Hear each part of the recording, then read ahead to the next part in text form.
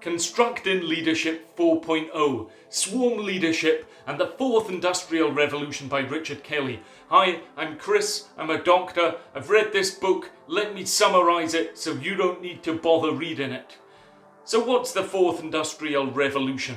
Well, this is shaped by emerging technologies of robotics, new sources of energy, AI, and it's creating new lifestyles, new expectations, fresh economic perspectives, and new political and geopolitical developments. The question, I would argue, every organisational decision maker should be asking themselves is how their organisation can actually develop responsive leaders who can navigate this new complexity. So, what is swarm leadership? It's in the title of the book, and this is an adaptive, emergent, connective, responsive and collaborative model that belongs broadly in the category of collective leadership. It's not simply shared leadership, which connotates the distribution of power and authority.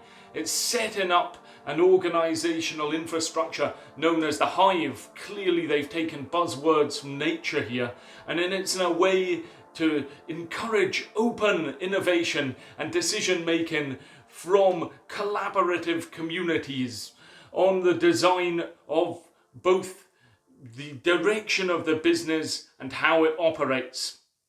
So distributed leadership differs from this, and that's common in the education sector, in which there's a group of different relationships and interactions between the leaders and the followers, and that's almost described as a balance between networks and individuals, personalities and practices, and freedom and control.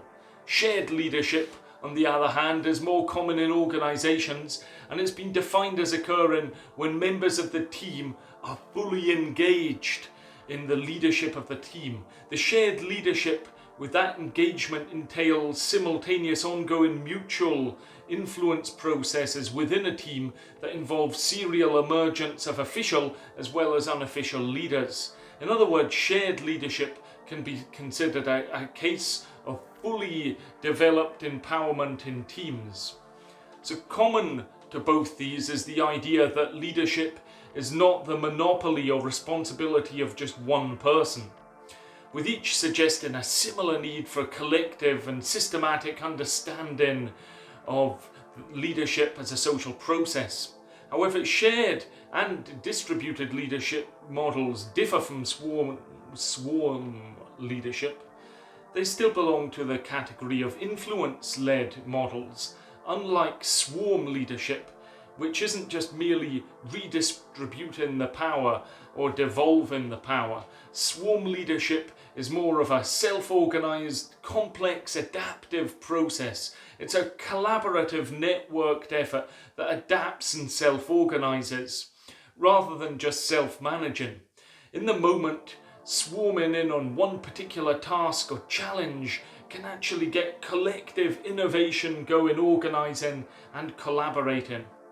We live in the era of big data. What is big data? It's high volume, high velocity, or a high number of information assets that demand cost-effective, innovative forms of information processing that can enable enriched insights, decision-making, and process automation. Machine learning, you'll often hear, and this refers at times to supervised and other times unsupervised algorithms that arrive at conclusions through deep learning and automated analytics without human supervision. So that's for unsupervised machine learning. If you want to learn more about algorithms, I've summarised a really dull book. It's just coming up here. Cybernetics is a transdisciplinary approach of studying self-regulatory systems. First-order cybernetics is concerned with observed systems or mechanisms. Second-order cybernetics is concerned with constructor, controller, and the observer of the systems. Previously, people who became managers did this well and then were appointed to leadership positions. And it's not always ideal because they may not have the right attitudes, at times micromanaging and appearing cold. At times, contemporary leaders were just profoundly disconnected. And what would often happen, they would go on some course, a transformational leadership course, and then it was often just completely fruitless, because then they would come back into their closed system in which they're spending their time on basic transactional duties such as appraising staff. And that's not reinforcing this new idea of how leadership could be. So the leadership mindset of the future will not be based on purely influencing and motivating others, nor will it be prescribed by the organisation. It'll be more of an agile, collaborative and responsive leadership style. And this is going to actually be reflected by lots of educational content around building collective mindsets, with the emphasis on sense-making, collaborating with a small swarm intelligence, connectivism, network perspectives, and awareness of the new crucial digital technologies and solutions that are coming in. Learning won't really be classroom based, it'll be more self-directed and supported through networks and technology.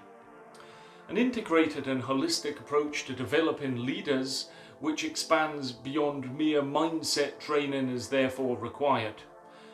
You may hear about different categories of leadership, many of which will overlap.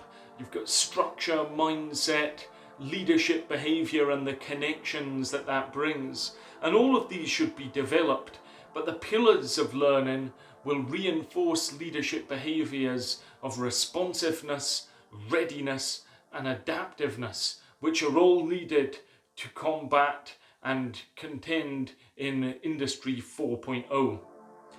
Swarm enterprises actually need to be designed. How do you create one? Well, to create one, the old organisation will need to decentralise to make its way for an ecosystem with distributed authority and management.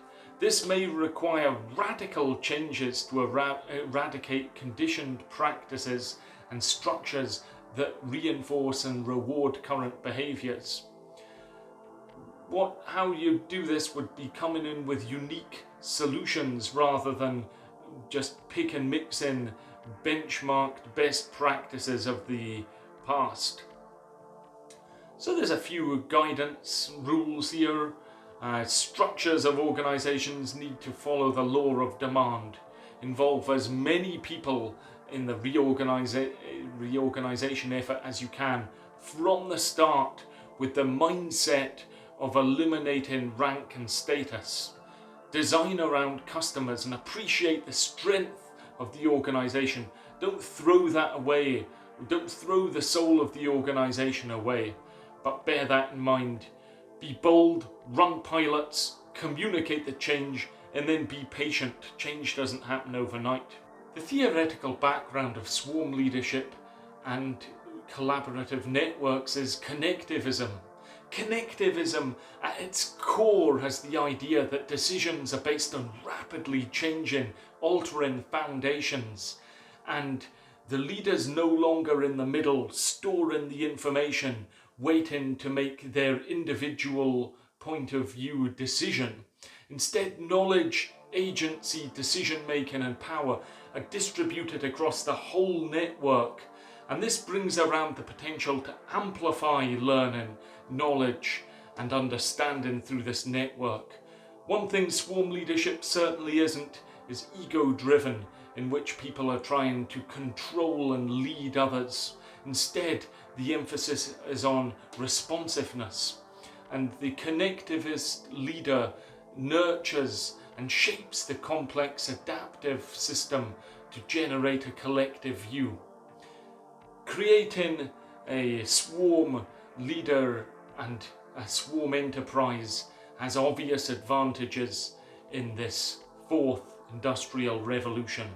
It's trying to get fit-for-purpose design that has collaboration, flexibility and self-emergence at its true core. So I hope you found that helpful. Feel free to write below, like, subscribe and I shall see you next time.